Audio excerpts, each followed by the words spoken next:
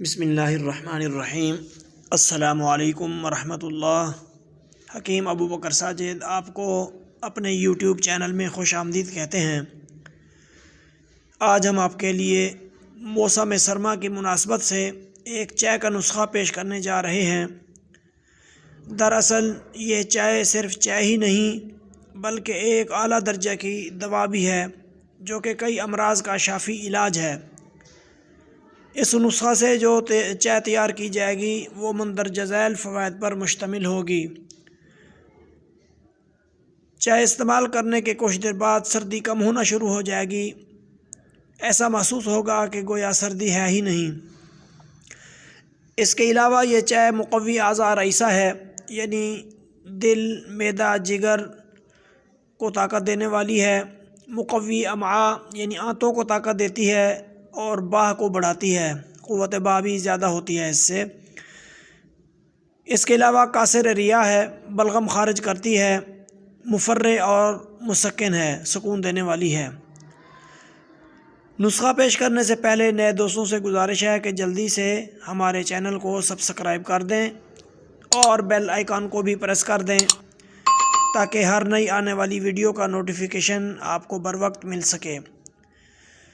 Video کو like اور share ضرور کیا کریں تاکہ ہماری حوصلہ افزائی ہو اور دوسروں کا بھی فائدہ ہو جائے اور آپ کے لیے صدقہ جاریہ بن جائے۔ ہاں تو دوستو، نسخہ حاضر خدمت ہے، نوٹ فرما لیں۔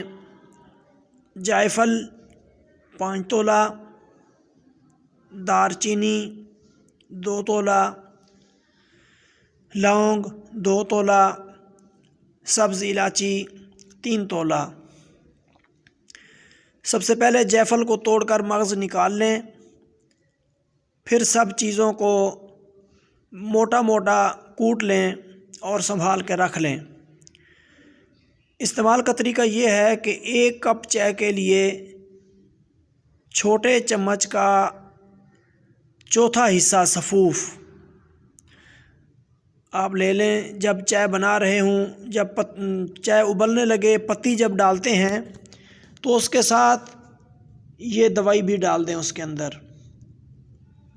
جب چائے کو 1-2 جوش آ جائیں تو پون چھان کر مزے سے پئیں، زبردست خوش ذائقہ چائے تیار ہوگی۔ اس کے علاوہ مندرجہ بالا جو امراض بتائے گئے ہیں ان کے لیے بھی بہترین چیز ہے، اور اس کے اندر ایک پرہیز ہے کہ آپ اس کو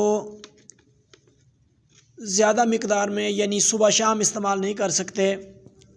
ہاں یہ ہے کہ 1 دن چھوڑ کے 1 ٹائم آپ استعمال کر لیں۔ ہاں تو دوستو، کیسی لگی یہ ویڈیو؟ امید ہے پسند آئی ہوگی، کمنٹ کر کے ضرور بتانا۔ پھر ملتے ہیں کسی نئی یونیک ویڈیو کے ساتھ، تب تک کے لیے اجازت۔ اللہ حافظ، والسلام علیکم ورحمۃ اللہ۔